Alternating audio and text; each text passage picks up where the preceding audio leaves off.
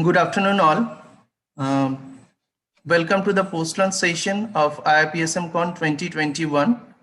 Um, Today, we have a very uh, informative session now on CBME. The title of the panel discussion is CBME, Past, Present, and Future.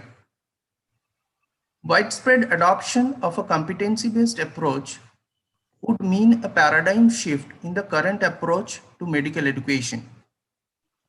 CBME hence needs to be reviewed for its usefulness and limitations in Indian context. Today we are like to hear from our esteemed speakers on various aspects of CBME curriculum, its past scenario, present situation, and its way forward, especially in context to our specialty. First of all, I would like to introduce our chairperson ma'am and honorable speakers to you, though they do not require any formal introduction to us.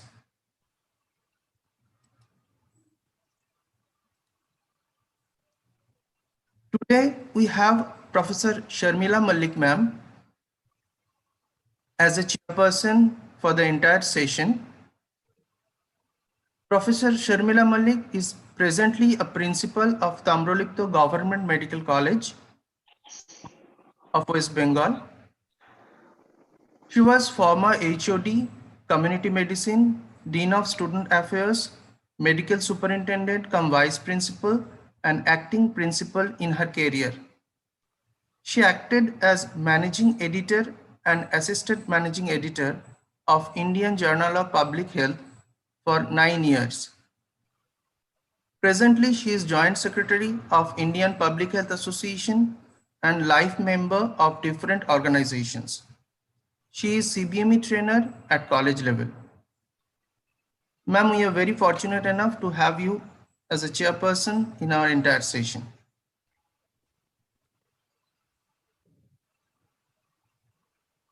We have Professor Dinesh Badial as a speaker. He is the convener of NMC Nodal Center, CMC Ludhiana. He is a member of NMC Task Force. He was awarded MHPE by Keele University, UK, FIMA Fellowship by FIMA Philadelphia, Visiting Fellowship by Rector Clinical Skills and Simulation Center, Jefferson University, Philadelphia, Scholarship by German Academic Exchange Service. He is faculty in international and national medical education programs and published more than 120 papers.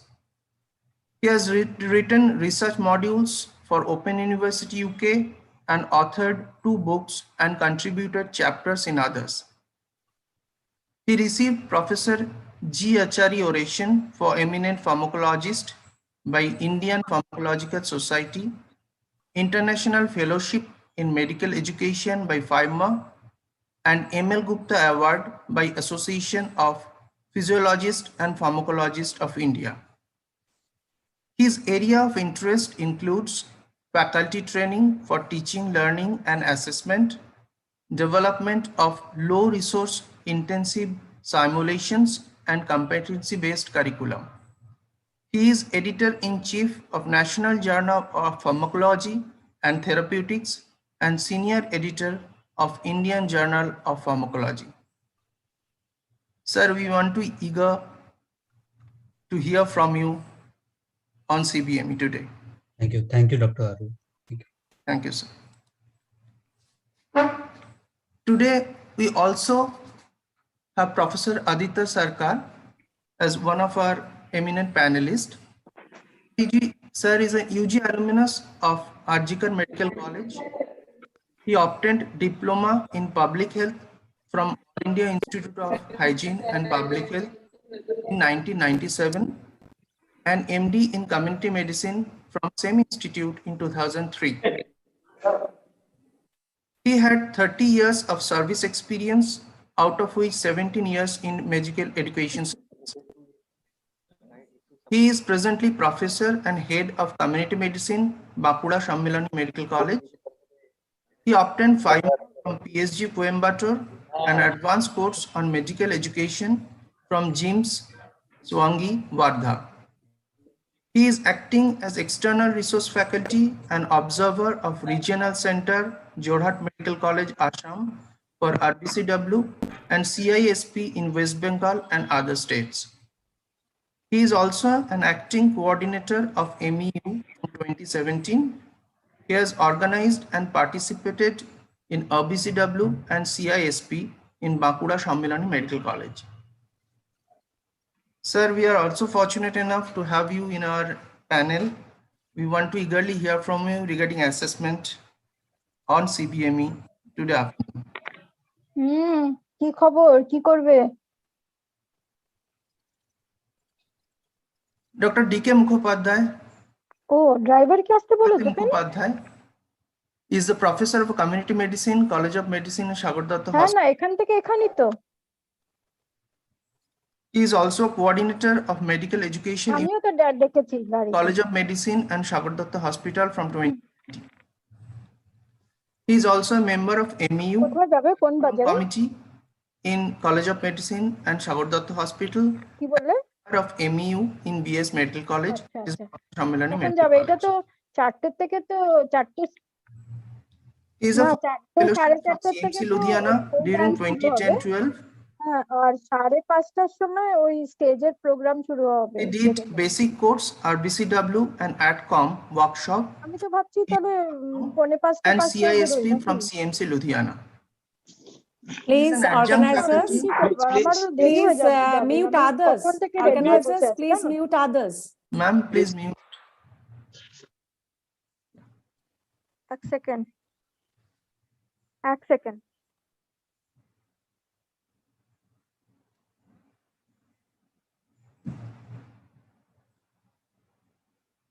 Dr. Deeptokanti Mukhopadhyay is adjunct faculty for ACME, that's Advanced Course in Medical Education in CMC Ludhiana.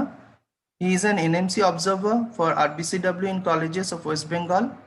He published 4 research papers on medical education technology in Index Journal. So today we want to hear on self-directed learning CBME curriculum. Dr. Roop, maybe you can mute. Yeah. দেখি গাড়ি ডাকি। হ্যাঁ তাই করি, তাহলে গাড়ি ডেকে তোমাকেও নিয়ে যাই নাকি করবো বলো? Organizers, please mute others, the other participants. Please see that. হ্যাঁ কি বললে? হ্যাঁ বসে বসে শুনে যাও, আমাদের দুজন স্যার আছেন, আদিত্য স্যার, দীপ্ত স্যার আছে, বসুন। এটা কি? Please mute others. তাহলে দেখতে। Okay. Thank you.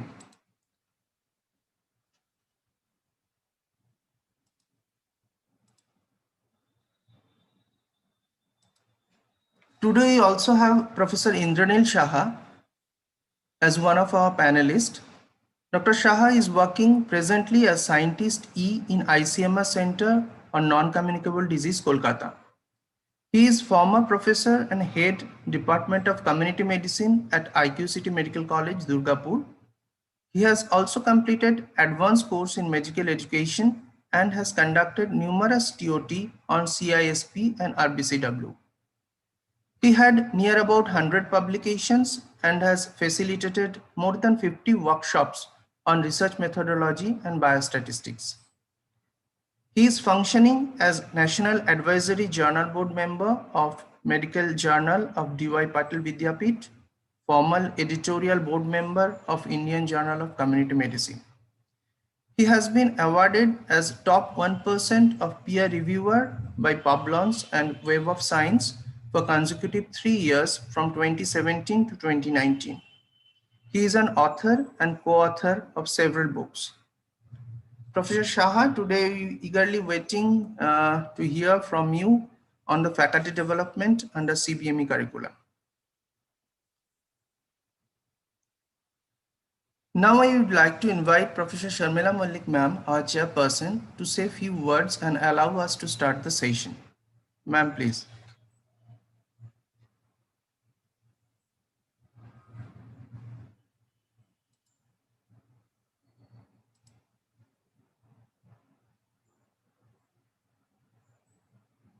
Ma'am, you have unmute. You need to unmute yourself. Yes, the competency-based medical education we are talking today is gaining momentum across the globe. The National Medical Council of India has described the basic competencies required for an Indian medical graduate.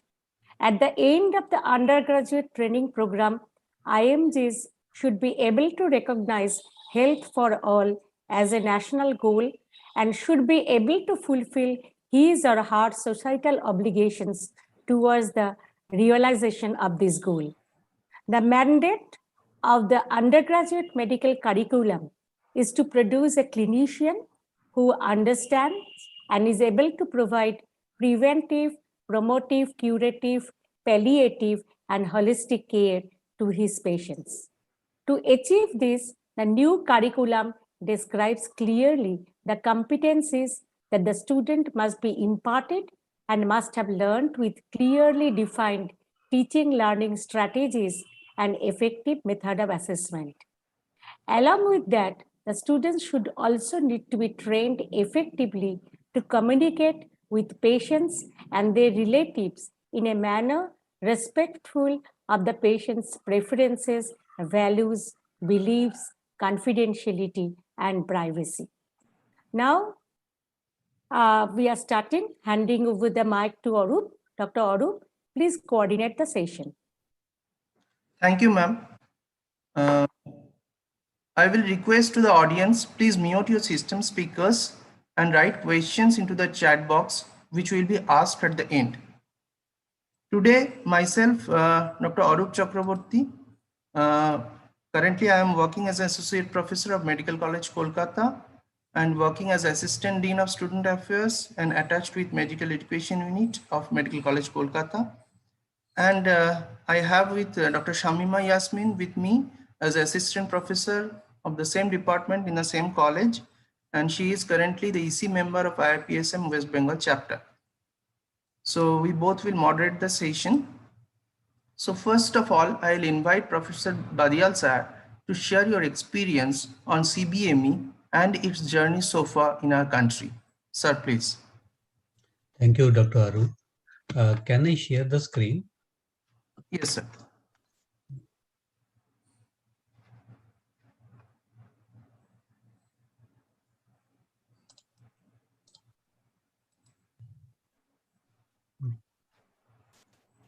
For that, you can actually stop sharing, then I will try.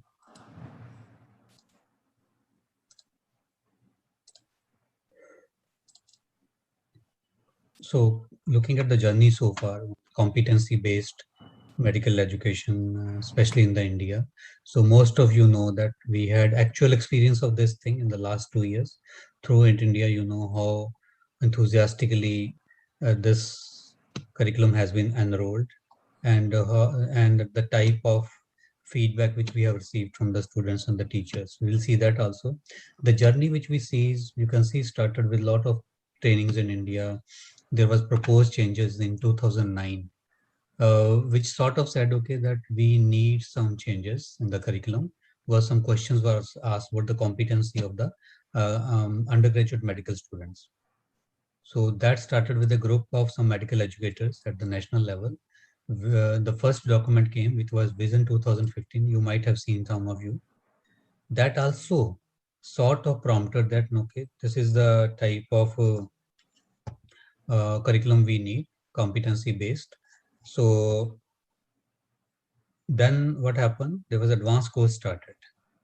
And that's was also, you say, that basic course which was started in 2009, which you all know as BCW. In 2015, it was named as revised basic course workshop, because revisions was done, because at this time, it was almost decided that we are going to have a CBME. Training people in revised course only will not lead to the expertise development in the medical colleges. Hence, advanced course was started. The NETCOM was launched in the series 2016 in 40 medical colleges. It was pilot tested. Then the new curriculum was implemented in 2019. It was shared on the website on the 18th.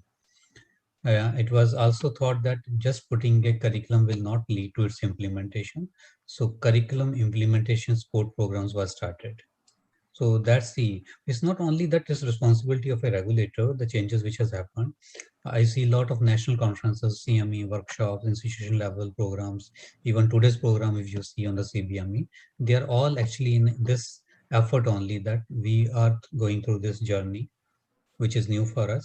Planning took a lot of time and now is the implementation phase. And just taking one example, you know how people have worked in the skill labs. There was almost very few skill labs, and how now functional skill labs are coming up everywhere. And this is the format most of the curricular governance has followed for implementation of the curriculum. Right now, you know, MBU has a supportive role for the training. And if you see, curriculum committees are implementing curriculum. The HODs are in parallel, have the same responsibilities. That you have a topic team, phase teams. Overall in charges is the principal or the dean. Remember that. He is the chairman for the curriculum committee as well as medical education unit. While these people are involved in this journey implementation, quality control has started. This has started this year. And you might have filled a Google form sheet, which was actually asked to be filled by a nominee of the principal, which could have been actually somebody else than the MEU. So then you actually know the implementation status. So that is the format to follow during this implementation. Our experience during this journey says that short-term program, which we are doing, some based on NMC, some FAMR, some non-NMC also, one-day workshops on skill lab establishment, MCQ writing and all that. The response was very good because now you have actual students. So they are asking about these things. So the teachers are coming up a lot now. So initial resistance which was there is not there now. Long-term programs which we have like 1 year fellowships, 2 year medical education fellowships, the demand has suddenly increased much more now. Because some of the people who are in the MEU or curriculum committee or other committees, they want to get trained in more skills, more expertise development is needed. If you just look at the sheer number of people trained in India, now, as of today, if you see, we have around 554 medical colleges in India. Around 85,000 graduates are coming per year, and 96,000 is the faculty. 44,000, slightly more than that now. This figure is still 19. So this has reached close to 60,000 have been trained in the revised basic course and basic. And the curriculum implementation around 30,000 in the last 2 years only, 19 and 20. So that is the quantity also which you see. The training program which are coming are because of the needs, changing paradigms, technological advancement, innovative, they are also changing now. And look at the number of supportive documents in this journey which have been provided. So not only putting a curriculum, but providing a lot of support. And a lot of other people have brought up a lot of other landmark papers, which has become sort of, you can say, referrals for some of the new techniques like SDLs. And our journey and the milestone which we were looking at throughout India is that quality improvement. You already see curriculum reforms. Integration has started in a big way. People are talking across the departments now. We know people from other branches now very well. So a lot of publications has come in India because of the research in medical education, which has increased a lot. People are comparing new method now. Capacity building, which is happening at a very fast pace. Multiplication is happening. So performance-based incentives have been added. Research grants are coming in medical education now, and it is being part of the national ranking system and other accreditations, the medical education status. So performance is intensive. So this is all about the journey till now, you can say. Thank you so much.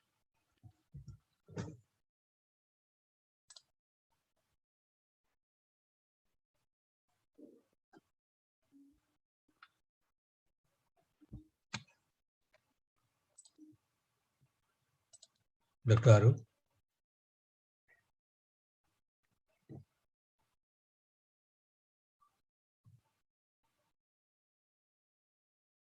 Yeah, Dr. Arup, are you there? Dr. Arup? Dr. Arup? Yes. Yeah. Yes, yes. Hello? Are you here? Yeah. Okay. Now I like to invite Dr. Sarkar, Dr. Aditya Sarkar, sir. We like to know from you on the assessment part in the new curriculum, especially pertinent to our subject. Sir, please. Shall I share my screen? Yes, sir. You can.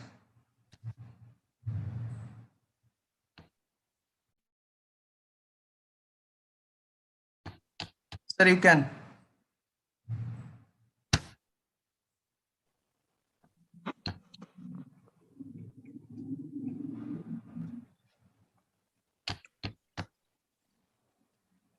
तो बोली तू अपना गाड़ी मना कर दे, मैं ही ले आती हूँ। मैं बोली कहाँ से ले आएगी भाई?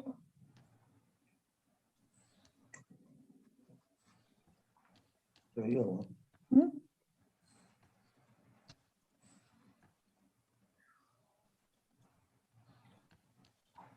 करिए उधर।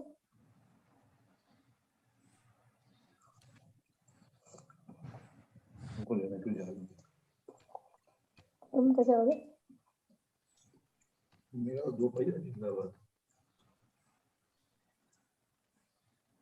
Sir, please click on the PowerPoint logo. पूछे दिखाता ऊपर आज पे। Okay, thank you.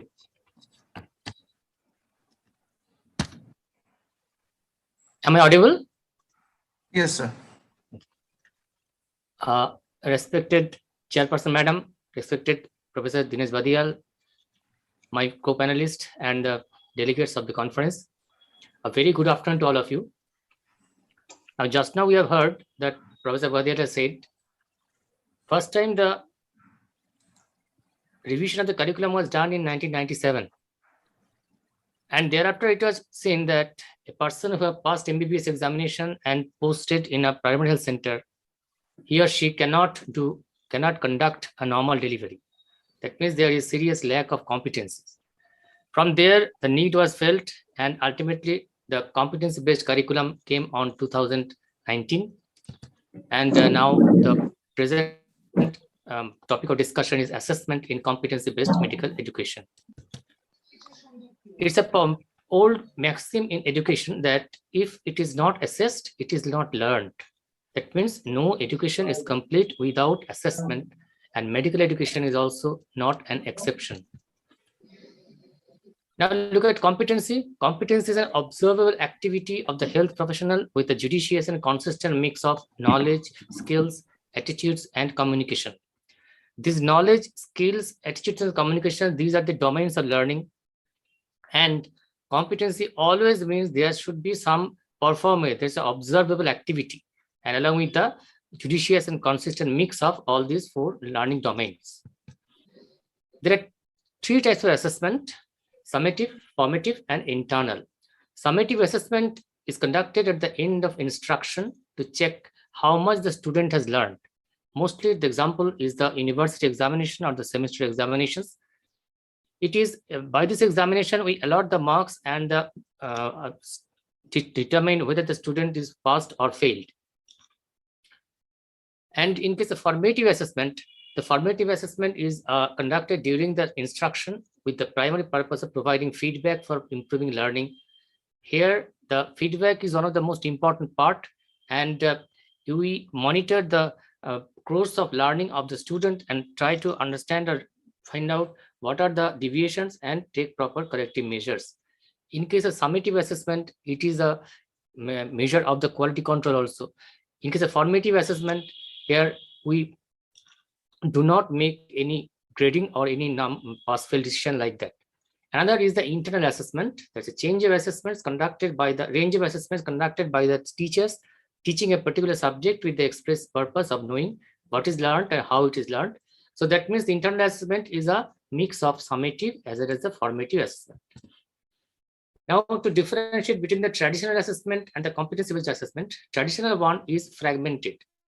Mostly here we take care of the knowledge and sometimes some part of skills. But in case of CBA, here we take part into account the knowledge, skill, attitude, and communication. Traditional is mostly summative, whereas the competency-based is more or less ongoing process, the mostly formative.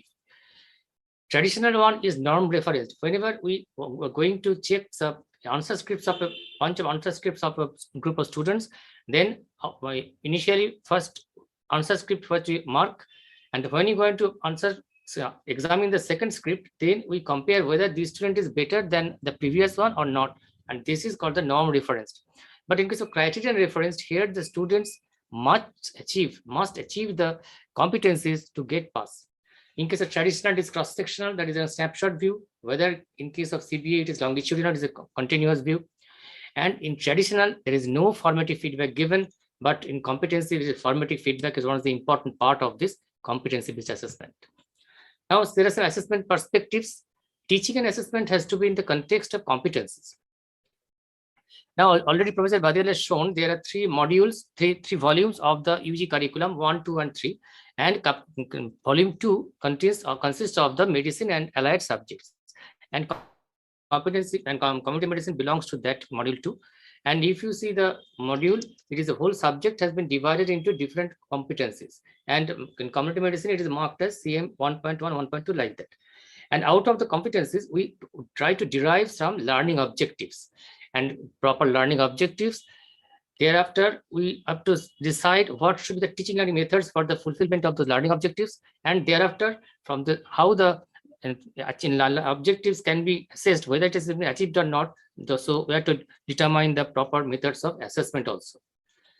The discrete assessment of knowledge, skills, and attitudes may not always add up to competency.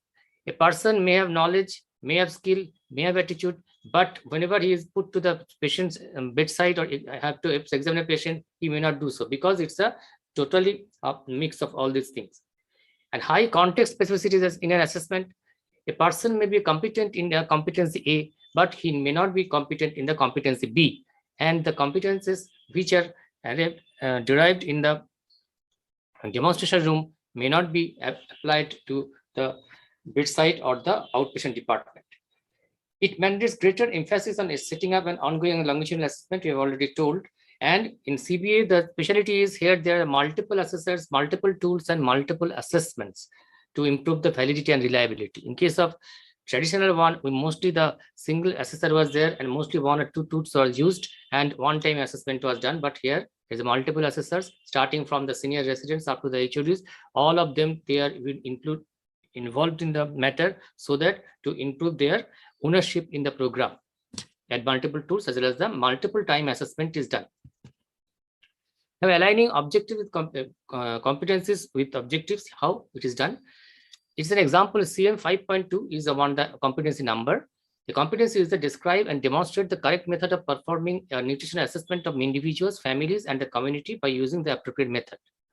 We divide these competencies into 2 objectives. Number 1 is to describe the correct method of performing a nutritional assessment of individuals, families, and the community. And number 2, to demonstrate the correct method of performing a nutritional assessment of individuals, families, and the community. So for the object number 1, it belongs to the knowledge domain and the level is knows, and the code, that means that it belongs to the must know area. And the suggested teaching methods are interactive lecture and small group teaching, whereas the suggested assessment methods are written test and viva voce. In case of second objective, the domain is attitude and skill, the level is show how, it is also code 1, and the suggested teaching learning method is demonstration, observation, assistance, and performance. And suggested assessment method is OSCE, objective structure, clinical examination. And this is the famous Miller's pyramid. This Miller's pyramid describes the level of achievement of the clinical competency. And it has got 4 phases, that is a knows, knows how, shows how, and does. Knows and knows how, this belongs to the knowledge domain, there is the cognition, and the shows how and does belongs to the psychomotor domain. In case of knows means the knowledge here is tested by the written exam or MCQ or like that. In case of knows how, there is a application of the knowledge, there is a tested by clinical problem solving, etc. And from shows how, there is a demonstration of clinical skills tested by objective structured clinical examination and standardized patients and the clinical exam. And this shows how is the stage of competency.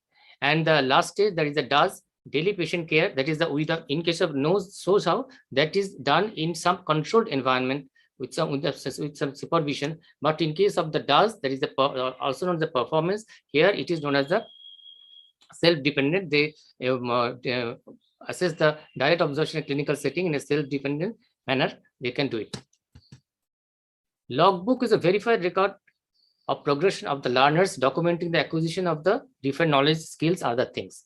There, suppose in our logbook, is that we can mark it as the The students have achieved the competence, completed the family healthcare work. That is, we mark there, and the teacher will sign over there. Whereas the portfolio, it is an evidence of events documented in the logbook. It includes selected assignments, self-assessment, feedback, work-based, and in-training formative assessment, reflections, and learning from planned activity in the curriculum. It is the nothing but the evidence of the events done that mentioned in the logbook. That, as for example, in the family health care, how the student, what is the self-reflection of the students regarding the works, regarding the training and the works, they will mention it. So this logbook is must for the appearance of the university examination. Now, assessment opportunities are two types, that is the informal and formal. In case of informal, as it is, there is no scope of examination. It is freely the students can express their views. And in case of formal, it may be two types, internal assessment and university examinations. Now, there are some excerpts of Graduate Medical Education Rules 2019. That is at least 3 internal assessment examinations for preclinical and paraclinical subjects and 2 examinations for clinical subjects in a professional year should be there. Assessment in an end of clinical posting should be there. And learners must secure at least 50% marks combined theory and practical or clinical, and obviously not less than 40% in theory and practical separately. Internal assessment marks will reflect as separate head of passing at the summative examination. These marks will no longer be added to the marks obtained in the theory, oral, or practical. And it is clearly mentioned that if a person, if a student cannot pass in this internal assessment examination, then even in the final examination, he can pass in all the subjects, but his result will not be declared until and unless he can clear these internal assessment marks by further effort.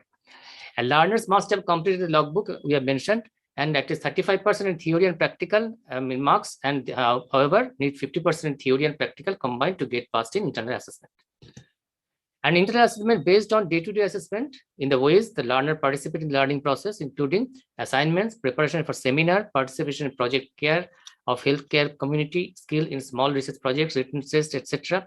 This shows us what is the capability of doing on the teamwork, what is the power of communication, what is the attitude like that. There is another excerpt from the GME 2019. University examinations are to ascertain whether the candidate can function effectively and appropriately as a physician of first contact. That means the Indian medical graduate, as mentioned by your respected chairperson, madam. And theory will be there, long answer question, short answer question, modified essay type question, multiple choice questions, and the multiple choice questions should not exceed 20% of full marks. And in practical examination will be conducted in the laboratories, and the clinical examination at the bedsides or hospital wards.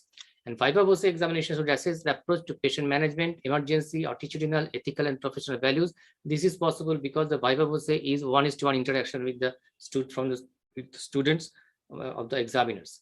And Viva marks is included in practical marks. It is a new change. There is previously Viva marks was added with the theory marks, but hence forward the Viva marks will be included in the practical marks. With this, I would like to conclude. Thank you. Thank you, sir.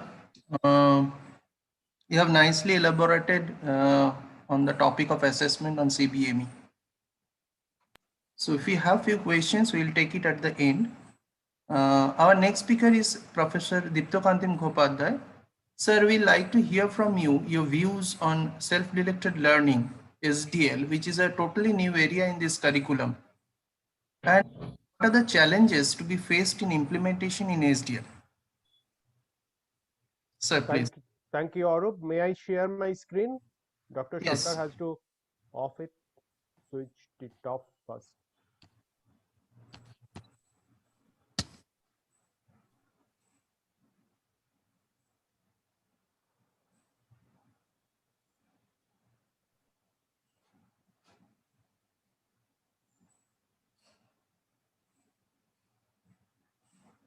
So today's topic is self-directed learning, and we know from the Malcolm Knowles that self-directed learning is a process which is initiated by the student with or without help in detecting own learning needs, formulating the learning goals, identifying the resources, choosing and implementing the learning strategies, and evaluating the learning outcome. So this is a process. where student plays the primary role of learning. So why SDL? So first and foremost is that NMC and competency based medical education curriculum and its mandate of being lifelong learner. So if we want to achieve this goal of lifelong learner, we need to inculcate the practice of self-directed learning among the students. And vast curriculum which cannot be covered by any institute of the world, how sincere the teachers are, how sincere and effective the institute is. Because it is seen that in 1950, the body of the medical sciences doubles in every 50 years. In 2010, it is 3.5 years, and in 2020, it was estimated that the medical science will double its vastness in 73 days. So, and at the same time, we need constant updating for the practice. We know that we all have individual differences in learning style and its pace. And it goes with the principles of adult learning, which is based on experiential learning. The adult wants to learn on the basis of what they already learned. And online education is in its peak. Virtual universities are there. They are conferring many degrees. And cost of higher education is high, and online education is a cheaper alternative for that. So these are the reasons why we need to undertake self-directed learning as a method of learning in our curriculum. So there are 4 basic steps. First is climate setting by the teacher, and diagnosis of learning needs. It is mutual. We need to help the students to diagnose their learning needs. Then designing the learning plans. Again, we have to facilitate, starting from selecting the topic. This is generally done by the teachers. Then conducting the learning activities, and lastly but not the least, evaluating the learning outcome. So let us directly go to an example to see how we can implement the SDL. Suppose in community medicine, I am giving our students a project, diagnosis and management of TB as per NTP. So we first want to know, where are we now? Are the students ready for SDL? Because self-directed learning needs certain attributes. What are those attributes? The students must be autonomous, they must be motivated, they must be organized, they must have the ability to communicate effectively, they must have ability to accept the constructive feedback, they must have the ability to self-reflect and self-evaluate. So is it included in the curriculum? Is it included in the curriculum in the CBME? Is it in the list of the competency? Is it suitable for the third phase or second phase or first phase? We need to assess that. What do they know about the TB from microbiology, about the agents, from pharmacology, about the host, about the drugs? So how far they know? Because we have to build the castles over that. Did they see any patients in their neighborhood? If they have experience of seeing and TB patients, it will be easy to build on that also. Now we have to decide, where do we want to go at the end of this SDL session, where the students will reach. So they will be able to identify the symptoms suggestive of TB. They plan for appropriate tests. Based on the result, they can classify the TB cases. Based on the classification, they can determine the treatment. So this is our ultimate goal. How will you go there? First, we have to list the resources. What are the resources we have? In the recent edition of Park's textbook, this new guidelines is there on NTAP. Technical operational guidelines available in the website of NTAP. Can it be used? We can use the designated microscopy center and dot center in our institute for a direct visit. So now they first read the textbook, technical operational guidelines, then they will write on it what they have learned. Then, so what? They have learned this. So how can they apply it in the field? So then, if there is any confusion, then they can talk to the teachers. They will visit the DMC and dot center. They will look through the process. Then they will read about the functions of the dot center, about the functions of the DMC. They will recapitulate how the slides are prepared, etc., etc. Then they will, if there is any confusion, they will talk to their teacher. They prepare a schedule to meet the teacher outside class, when they will meet, at what time. They will prepare a schedule to discuss among the groups, and that is also beyond the class hours. So this is the plan. Now what students will do? They will first list the learning materials, read them, reflect on them, and consult the teacher to clear any confusions.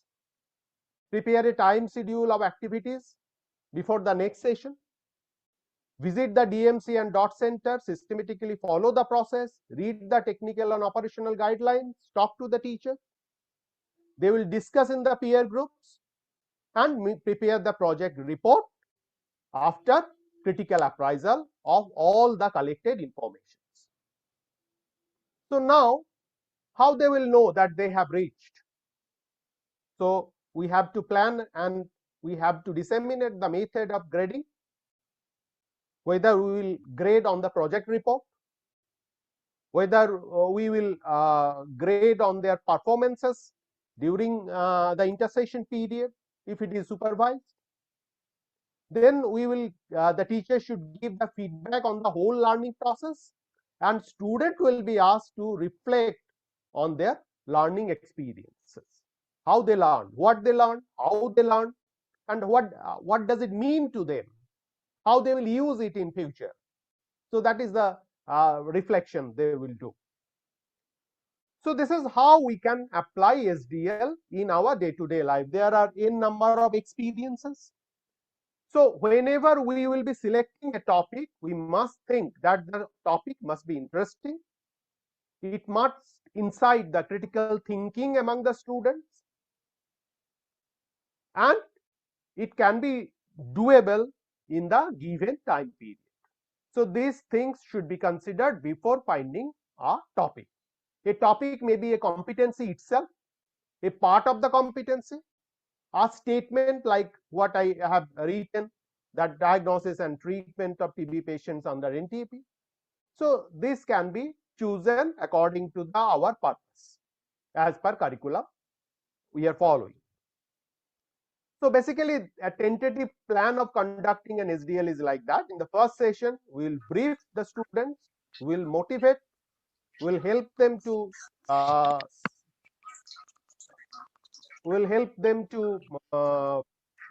motivate, and setting goals and learning patterns. Then in the intersession period, they will finding resources, they will read, look, discuss as per time schedule. And the second session, there will be assessment and feedback. So the intersession period should be according to the task given according to the topic given on the first session. So if the topic is a little bit bigger, then it should be, the intersession period should be bigger. But generally, we should look after it that the task given is not too much or not too little. So that should be taken into account. So what are the students' role if we summarize?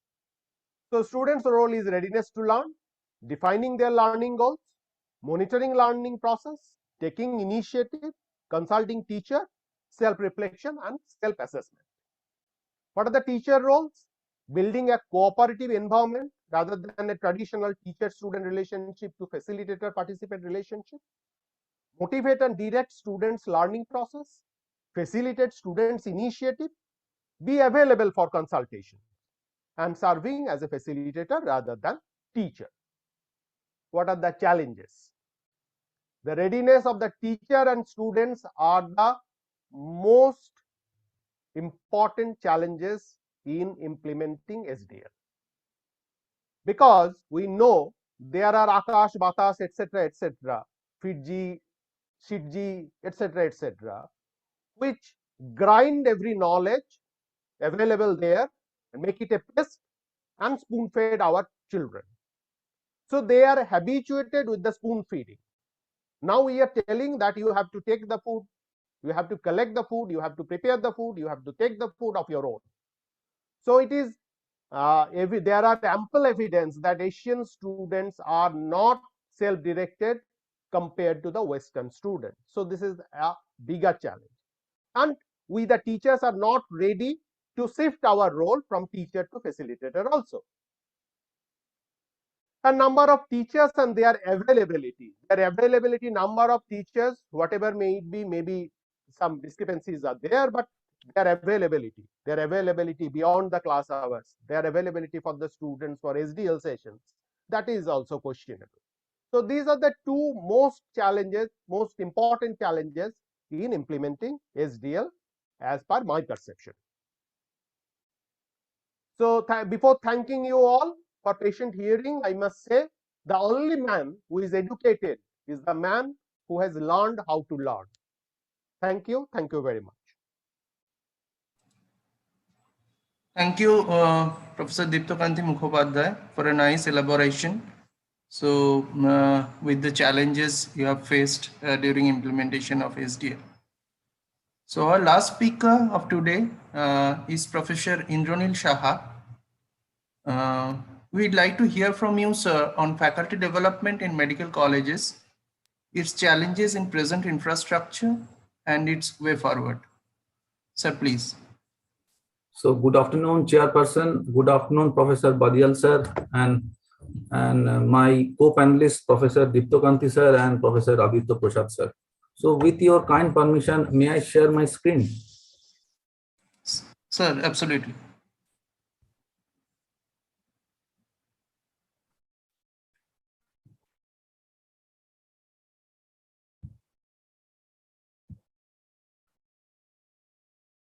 So is my screen visible to all of you?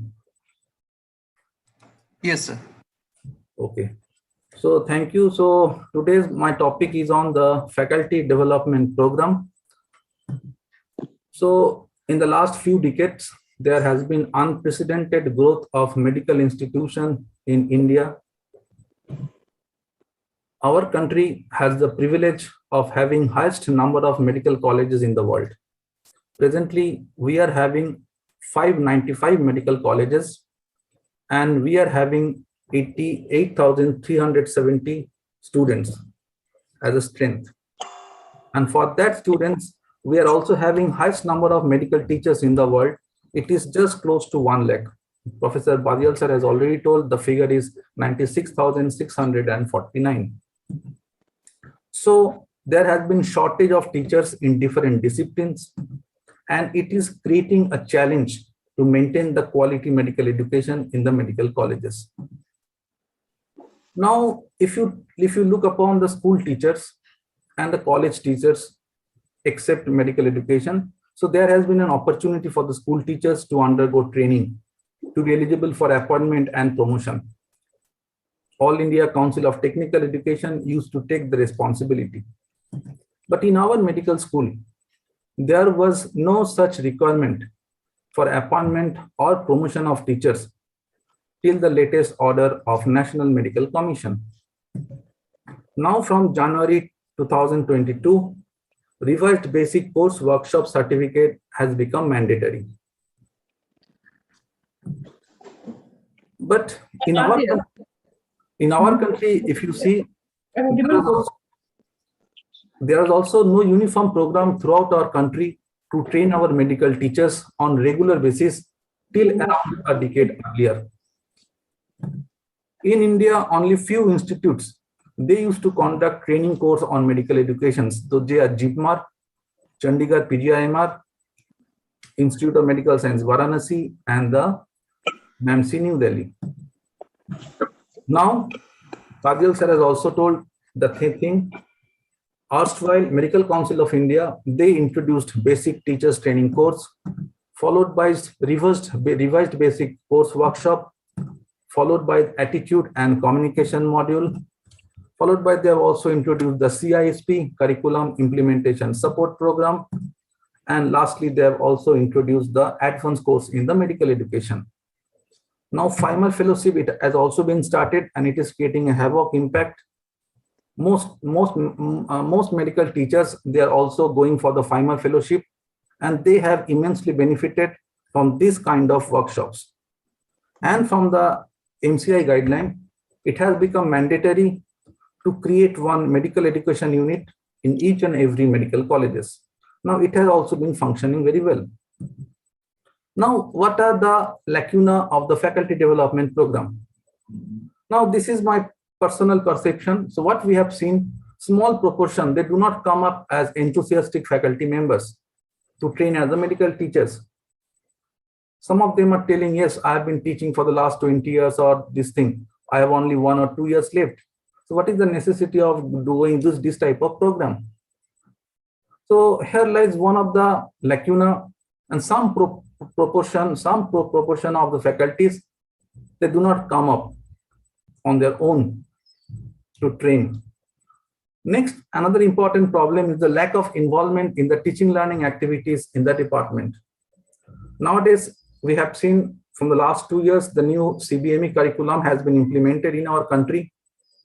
Now, initially, what we used to take the lecture classes all in a large group teaching, 150 students or 100 students. But now they have shifted to the small group teaching. The same class, it is to be shared with in different rooms with different teachers with a small group. Say, for example, 25 students in each class. So again, you have to work on it, and you have to prepare it in the department. So again, you have to involve all the faculties, they have to come across together. So again, it has been seen that lack of involvement in those activities inside the department. And again, you see, one of the thing is this. So once I have done the revised basic training course, so that is over. Why? Because my promotion, I will get the promotion. But again, you see, there is lack of refreshment or reorientation course again. Some faculties, those who are trained with basic workshop prior to 2015, they again took the revised basic workshop at that time because ATCOM was introduced. So, but I think it has to be continued on a regular basis. So every 2 years or every 3 years. Now, another lacuna, what I think, lack of recognition or reward from the college or department regarding the teaching activities. So once one department has come up with new teaching learning activities, it should be presented in the medical education unit to disseminate the sharing experience with the other faculty members of the other departments. So in that way also we can gradually go up. And again, in the mandate we have seen, but sometimes teaching learning activities, these workshops are rarely done in the MU. Most of the time, some colleges, they carry on their own workshop in the clinical case presentation or something like this thing. So it has to be there in a regular basis. Now, what are the benefits? If we train the faculties, the faculty members get oriented. Consequently, their teaching skills will be improved so that they also can incorporate the new teaching learning methods for more interaction. Because in the new CBME curriculum, the message is very clear. So we have the goal to produce Indian medical graduate. And for that goal, they have introduced 5 roles: communicator, clinician, leader, and the lifelong learner. And to achieve that roles, we have several competencies. And that one competency that leads to a golden triangle. In that golden triangle, in the 3 vertices, if we see, in one vertices there is objective, In another vertices, there is the teaching learning method, and in another vertex, it lies the assessment method. So unless one is very much oriented with these things, you see, one thing is ultimately related with the other. So one is oriented with all these things. So in that way, the teaching learning method and the assessment technique, it will be smooth because these are all aligned. Professor Aditya sir has also given more emphasis on the construction of the specific learning objectives. Again, Badial sir has also told, we have to give more emphasis on the must know, better to know, and nice to know area. One thing I firmly believe that the students that who crack the joint entrance examination or the new TUG examination, if you see in very straight cut, most of the students, they are quite capable of carrying out their own teaching if they sit and teach, if they sit and learn in their hostel only. Then why they will come to the medical college? So they have to know which one is my must know area, which one has to better know area, and which one is the nice to know area. Some students, they are not coming to the school regularly, and they are doing their classes and they are doing their tuition, but they will miss out. So what is the must know area? What is better to know area? Because our goal is to produce Indian medical graduate. So accordingly, once a teacher is oriented, we'll be able to assess the more good assessment technique and better framing of the question paper. We have come across some questions, university question papers from different universities, where we have seen in one question paper, some specific topic or few topics were given more importance. In all the aspects, say long question, short answers, everywhere the questions are there from one particular chapter. But this should not be like this thing. Again, whenever we'll do the question, it should not be very hard like this thing. So it will also create a mixture of the questions that will carry forward the must know area and the better to know area and the nice to know areas. And moreover, there how to use the appropriate action verbs in framing the question. That is also very important. Nowadays, NMC has mandated to put some MCQs in the university exams. Now framing of MCQ is a very big task. So unless one people is trained, so it is not possible for one faculty members to train the proper MCQ with the stem and with the distractor or like this thing. So ACME, there is a specific research topic. One has to take the specific research topic. So hands-on research experience on the ACME, on the medical education, that is also they are done. So what is the solution? I have thought about a systems approach like input, process, and output, and the feedback. Now, if you think about the system approach, in the input, the students will come. Now, at first, students should be oriented and encouraged to accept the new strategies of teaching learning methods. Because now all the lecture classes are not in the big hall. So there should be some small group discussions. Very recently, I have left medical college. So I've been associated with the medical college for the last 15 years. Now some of my students, some of my friends, they are now asking me, don't you miss medical education? Don't you miss your student? So my answer to them, yes, I miss students. I miss that environment. But my question is this, do they miss their respective teachers? When I was a student of a medical college, in that time in a medical college, only 150 students are there. Nowadays, in some medical colleges with the same infrastructure, now it has been expanded a little bit. Now there are 250 to 250 medical students.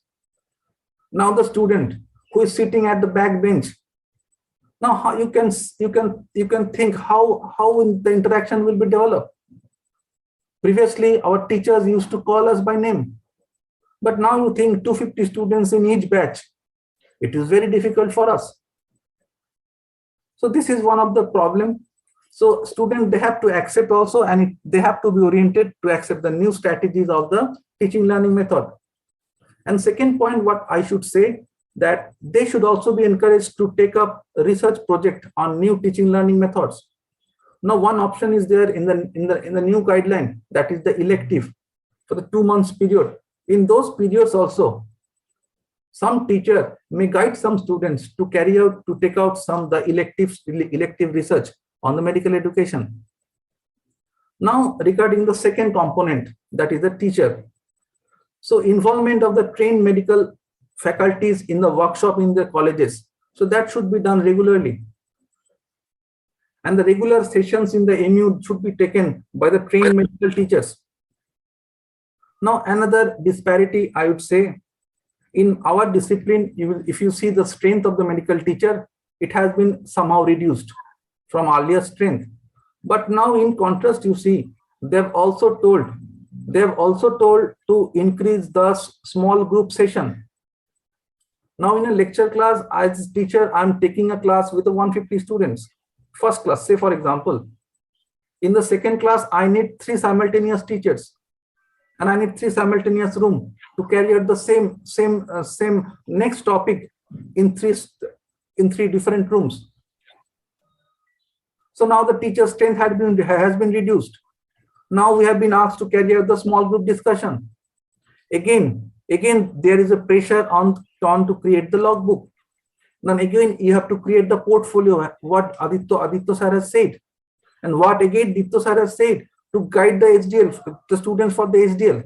Now, if you reduce the strength of the teachers, number of teachers, now how will you be able to match up the requirement? So this is second point. And another thing, although we have been assigned with some research project in the ACME, I think it would be better if you think about some small projects in the revised basic course workshop also. Now, regarding again one thing, you see the number of committees, it has been increased. There is curricular committee, there is skill lab committee, and there are so many committees. Now again, you need some teachers. So this is very important, but now if you reduce the number of teachers, and if you give this much of this thing, now you have to maintain logbook, you have to maintain portfolio, you have to put some teachers in different committee. But again, at the same time, you have to teach the students, you have to guide the students. So this is one of the things that should be looked for. Now the different regional and nodal centers, they are doing excellent job. We have been trained from these regional and nodal centers, CBME, Ludhiana, and the different Jorhat, JNMC, Wardha in medical education technologies. Now the next component is the administrator. This is, I think, is also very important. Now they should also allow and promote the faculties to get involved from each and every departments. Now we have seen there are less strength of the teachers in one department. Now, if one faculty from that particular department, he wants to go for a training, ACME training for the first, you have to stay for probably for 5 days. Now the college authority, they are not releasing that faculty. Now again, only few faculties are there in a particular department. This is a problem mainly of the clinical departments. So this is another problem that needs to be looked for. And there should be option to recognize as a best teacher in the department and the college. I think in that way also it will come up. And the extra marks in the annual confidential report after successful completion of a medical education course, I think that also needs to be included in the long run. Now, the role of National Medical Commission, the erstwhile Medical Council of India. So they have gradually introduced the different courses, revised basic course, advanced course in medical education, and the FIMER. And the NMC has correctly introduced revised basic course workshop from 2022 onwards for a promotion. I think in the long run, after 5 years, we have to make ACME mandatory also for the promotion. Otherwise, nobody will come up. Now, in my experience, if you look back five years back, we used to call the faculties, please come and take your training of the revised basic course. But now the scenario has been changed. They are now calling us, sir, please include my name in the coming revised basic course workshop. Why? Because they need that certificate for that promotion. Similarly, what has become mandatory, the publication has become mandatory for promotion. Now I think it has come to think whether we can include a CME for mandatory promotion or not in the coming years. Now, the second one is if we want to do one workshop, say for example, research methodology workshop or some workshop. Now, if you want to have the credit hours from the medical council used to say that if you include a session on ethics for at least 30 minutes, then we are in a position to give you the credit hours. Now, my take is this: make this research methodology like this one, make this training course mandatory in every state and national conference. Now, each state and national conference, they also give some credit points from the medical council, respective medical council. Now, I think the time has come, whether if you give that one, yes, you have to keep 1 hour or 2 hour session on medical education. Then only we will be able to give the credit hours. Now, I think the time has come to think in that way also. This is all about the components and input for the system. Now, regarding the process, you see, need to be more interactive and example oriented to cover the all domains. That is the cognitive, affective, and the psychomotor. It has been said that the Indian students, they were very good in knowledge part and in the skill part. This somehow lacked the psychomotor part, that is the affective domain, that was not up to the mark.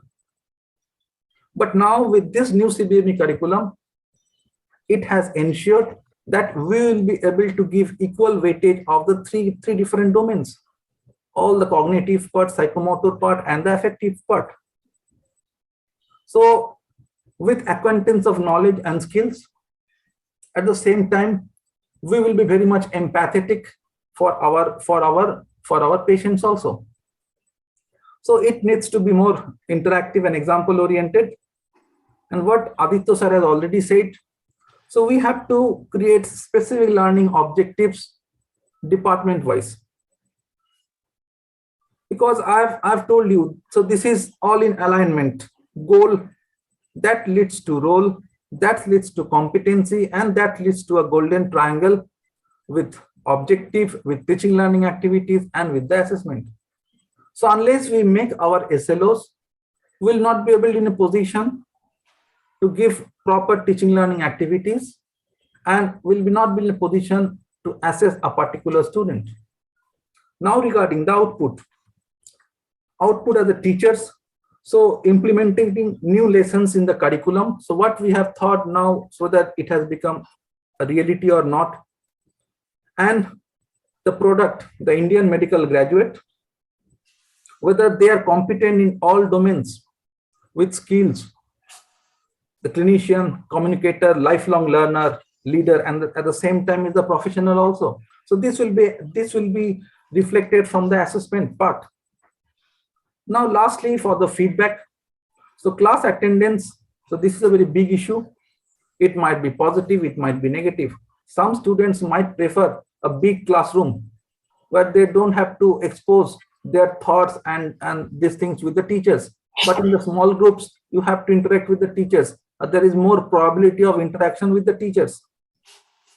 So in that way, what we have to see, the attendance, accordingly the entire system will be modified and participate. And we have to also see how the students participate in the class. So that is also very important. So in that way also we can follow up and we can rethink in future. And lastly, the performance report from the head of the department and from the college administrators, how the system is going on and what about the performance of the students. So these are my references, what I've used in my presentation. Thank you very much. My sincere regards to IPSMCon West Bengal chapter and the organizing committee of RG Kar Medical College. Long live IPSM. And this is my email ID. Over to the organizer. Thank you. Thank you, sir, for your nice elaboration. You have mentioned so many things on faculty development, how it could be incorporated in SAR, and how can be some credit hours can be given. So you are really enriched. So there are few questions is on chat box. So I'll ask few questions. Dinesh Badial sir, I just want to know from you, do you observe in your vast experience, is there any differences in implementation of CBME in private as well as government colleges?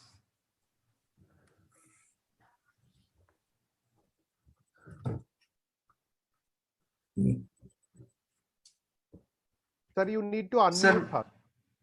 Sir, please unmute yourself. Yeah, it's quite different in different states. In the NMC task force, where we are looking at implementation, in one state, private colleges are ahead of government, but in another state, government are ahead of private. So there's no clear-cut demarcation as such. Okay, thank you, sir. Aditya sir, I just want to know from you, how we assess the soft skills among the students? Actually, for the assessment of soft skills, mostly these are the subjective things, and objectively it mostly not done. Suppose we want to the soft skills of the students, we go to the family concerned and to see how the student is interacting with the family members and asking their questions and other things. Just the soft skills are mostly done with the help of the subjective things assessment mostly. And in the soft skills are mostly not possible to be judged in that summative assessment. That's why the internal assessment is done for the assessment of the soft skills. Okay, thank you, sir. There is another one question is asked by Dr. Kajeri to you, sir, that you have mentioned in self-assessment and reflection in CBME. So whether there is any objective criteria or guideline on this? So for example, for minimum, this number of reflection should be done in one phase and how it should be recorded. No. So far I know that there is no some such objective criteria is there. And again, the same thing, the students will be asked to write their reflections regarding their teaching learning experiences, and the things that are assessed subjectively. No such objective criteria is there so far I know. Okay, thank you, sir. Deepto sir, I want to, Dr. Shatabdi, want to know from you that the SDL, the role of facilitators to clear the doubts or to guide overall.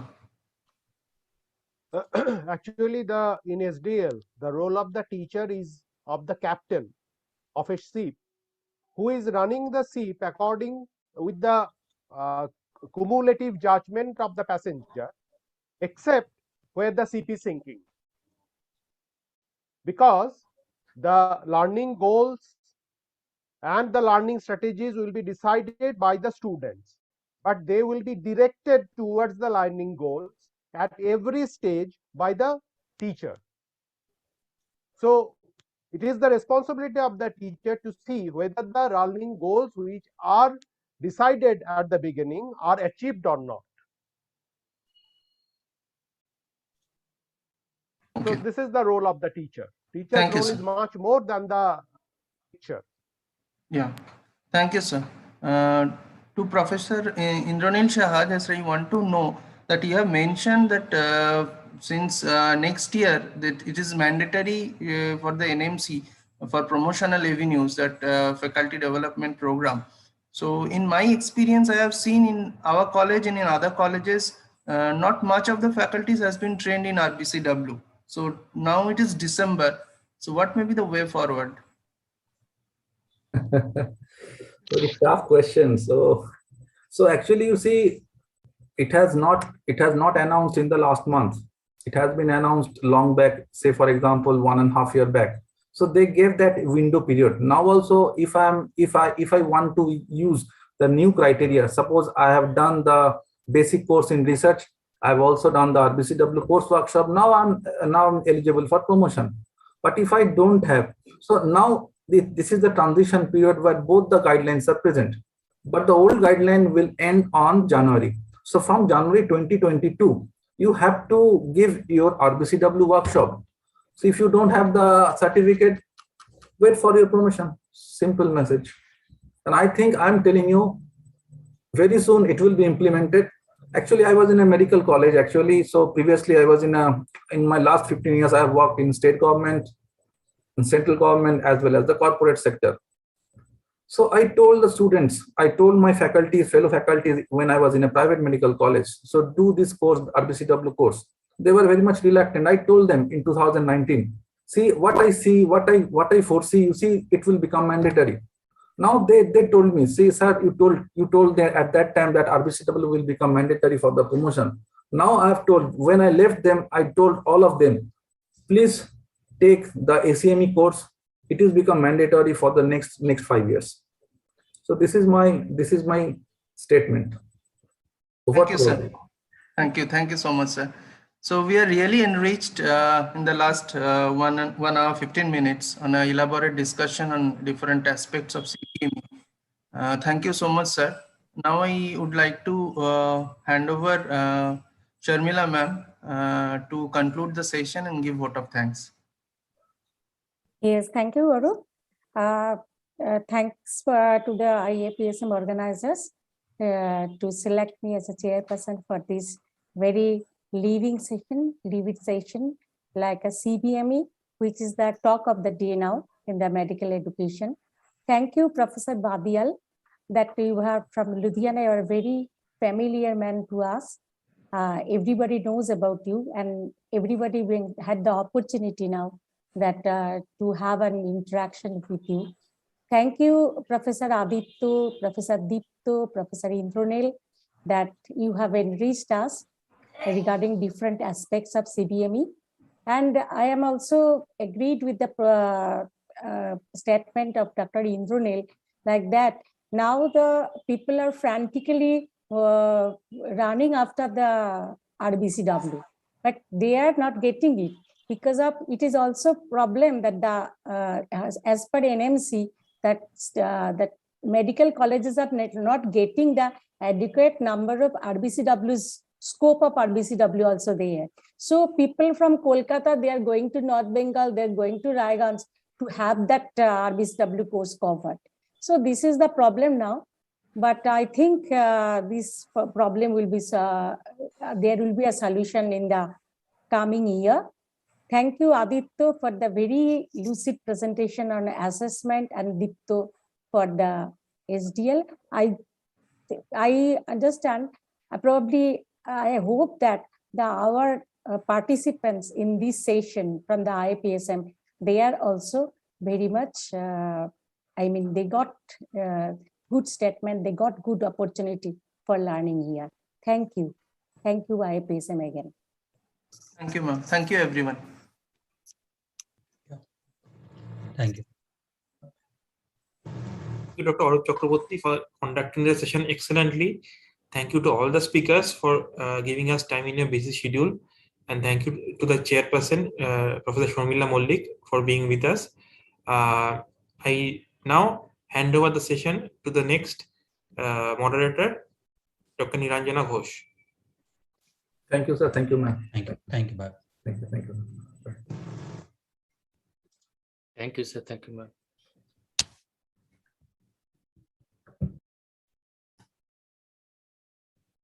Dr. Nilanjan, are you there?